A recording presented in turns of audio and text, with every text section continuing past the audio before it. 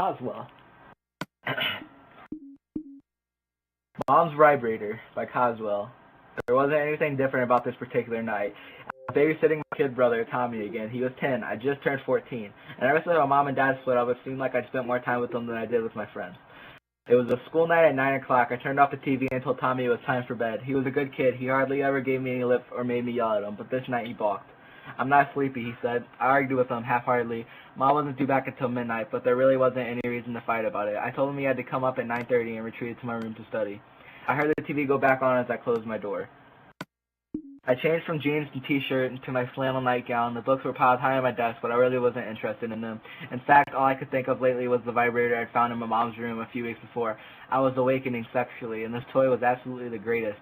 I worried about thinking about sex all the time was going to ruin me, but it felt so good I didn't really care. I lay down on my bed and stared at the ceiling. My friend Jinian had already had sex with a boy. I imagined his fingers as mine slid under the elastic waistband of my panties and explored my pubic hair. As I stroked myself, I grew warm. My legs and shoulder relaxed as my eyelids grew heavy. I rubbed my nipples with one hand and pressed my button with the other. It felt glorious, but lying there, rocking my hips up and down, trying to imagine an unseen boy in the Poconos sliding his penis inside me. I kept thinking of the vibrator. Finally, I sat up beside. This is going to wreck me, I thought, slid off the bed and bounded out to my room. The TV was still going downstairs as it kept us in my mother's dark room. I was getting good at this, I thought, as I slid open her bottom drawer. It lay beneath some sweaters, a square white plastic handle with a dull red ball on the end of the metal rod. The cord was coiled carelessly, and I noted its position and attitude as I lifted the joy-giving device from its resting place. I scurried back to my room and shivered. I couldn't wait. It was a hot day. The sun beat down hard, and heat was enveloping, oppressive. A bead of sweat trickled down my neck as I climbed onto White Rock. I cherished the sun's power, felt it surge through me, felt as if I could never escape it, then dove toward it into the air, attacked the heat, challenged it head-on before slicing into the clear, fresh water. My body tingled, a chill snapped my pores shut. The ripples massaged my shoulders, brushed lightly my breast and belly before kissing my inner thighs goodbye. I climbed up onto the raft. The ashen wood was sharp with heat. I stepped gingerly, then plopped down into the puddle I made. Already the wet was evaporating from my skin. The sun was once again taking hold. The lake was nearly deserted, except for the distant drone of a powerboat. I unfastened the back clasp of my bikini top and let the sides fall into the wood. Small white patches of my breast peeked from beneath my armpits. I rested my head on my folded arms and closed my eyes. The pulsing heat and faraway drone lift filled my thoughts with glorious nothingness. I heard him before I saw him. The raft rocked. A sluice of water fell beside me. He was older, maybe 16, and taut and dark.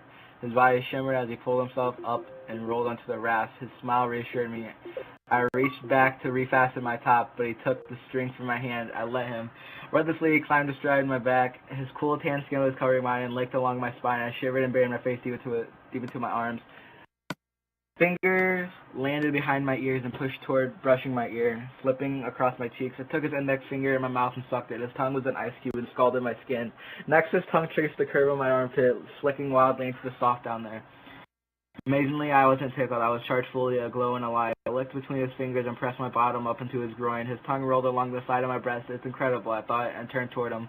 My hard nipple plunged into his mouth. I raked my nails across his back, ground my groin into his. I was on fire. Could this really be happening to me? Then he kissed my lips. His soft caress, his firm, warm lips, his tongue flicking deftly against mine.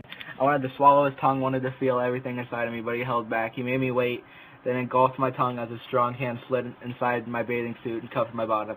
I was shaking out uncontrollably. I felt his penis rock hard, straining against his suit. My hand, inexperienced and awkward, felt its length. I felt its power. It twitched gamely, and I rubbed it. Heather, it was my mom 20 yards away on shore, watching me be ravished by. I tensed for a second, then his mouth took my other breast, and I surrendered. His fingers slid along the lips of my vagina. I was soaking down there. I pushed toward him, and his fingers slipped in. Heather, what are you doing? Go away, mother, I wanted to shout, but instead, I sucked the deer lobe and cherished the feeling as he pulled my bikini bottom down past my knees. Now the hot air was cooling as it waved in the deepest recesses. His hand pressed my clitoris, and I pressed back, pushing the hard, small point down into my center, forcing out the pleasure I'd never been before. Heather, what are you doing? It was Tommy. I opened my eyes and flipped the vibrator off. He was staring shocked. I pulled my nightgown down. Get out of here, you little rat, I yelled at him, but he didn't move. What is that thing? Tommy, get out of here, I yelled and turned away, but he stepped up to the side of my bed and sat down. That feels good, doesn't it? He asked and took it from my hand. The machine flicked on and I felt Tommy's hand rub I felt Tommy's hand on my thigh. He started to raise my nightgown, but I rolled off the bed and glared at him. He looked hurt. "Do it yourself," I said angrily, and walked out into the hall. I was embarrassed, sure, humiliated, and confused. I walked in my room was my little brother jerking off with a vibrator on my bed. I paced up the hall, and I showed what to do. Then I walked back in my room. His penis was small but hard. He gently rubbed the vibrating red ball over the tip, and I saw his thighs tense with pleasure. His eyes were shut, and his other hand held the base of his penis tightly, lifting it towards the mean machine. I had to smile. It seemed like there was something good going on here, but I felt ashamed and embarrassed. But now I felt closer to Tommy than I ever had before. He knew my darkest secret, and he didn't make fun of me. He didn't hurt me. He made me feel better for his knowing. I sat down on my bed. He looked at me and smiled excitedly. "This is great," he whispered. I shook as I reached out to him. I hesitated, but then I took the vibrator from him and turned it on, and I felt stronger. I took his penis in my hand and pulled it on awkwardly. I suppose I wasn't at all sure really what to do. "Oh, Heather," Tommy moaned. I knew I was doing the right thing. The bone of his penis felt funny, odd, but the skin was tight as the blood coursed through. I felt a familiar twitch between my legs. I rode toward him, swinging my legs up towards his head. My nightgown rode up above my knees. I gripped his tiny penis in my right hand, then slid my lips over it. It was salty but not bad tasting, and now it jerked and quivered in my mouth. I heard Tommy moan as he grabbed my leg and pulled it close to him, running my tongue the length of his shaft, rubbing the firm white cheeks of his buttocks. I felt him push toward me. He wanted more. I felt him lifting the hem of my nightgown over my waist. I felt his fingers brushing along my thighs tentatively, then pressed forward into my light blonde bush. I felt my breathing quicken as he slid 2 fingers inside me. I lifted my leg and straddled his face. I worked his penis between my lips, rolling one way then the other, wrapping it in my tongue and then sliding it in and out. He lifted his face to my vagina and licked it, and I started to come. I pushed my knees back and felt my lips open and swallow his tongue. He flicked it in and out of me with force. My breathing was heavy. I grinded my button on his chin. My entire body felt like a race about to run, the pleasure sprinting from my muscle to muscle. My nipples were like steel and rolled across Tommy's belly as if they could leave marks. I bobbed my head faster and faster, slurping up the saliva with which I coated his cock. In and out, the tighter and tighter I squeezed my lips, more friction in and out, more wet softness surrounding his tiny penis, which I loved almost as much as I loved him. And then it happened. He screamed a shout I felt move up from the inside out, and then he started to quake. A thin cream landed on my tongue, but I kept licking and sucking. Oh, he shouted in time to my rhythm, in and out, gliding over my soft lips, in and out. I lifted my pussy from his face, but he clung to my thigh tightly. Again he erupted, a second starting to suck cream. I wanted to continue. I never wanted to stop, but I heard him crying. I swallowed his cum, licked his penis clean, then ran my tongue over the inside of his thigh. He clutched at my leg, lifted his face again to my vagina, but now the vibrations came from his sobbing. I disentangled myself from his arms, turned around and hugged him. His tears rained down my neck.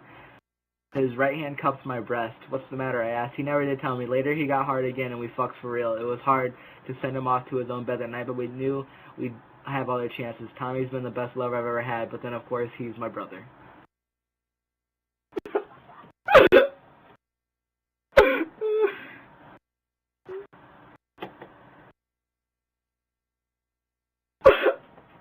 I'm so cool, dude. I don't know what I want to say. That was pretty fucking embarrassing. Well, shit. How long have you been recording for?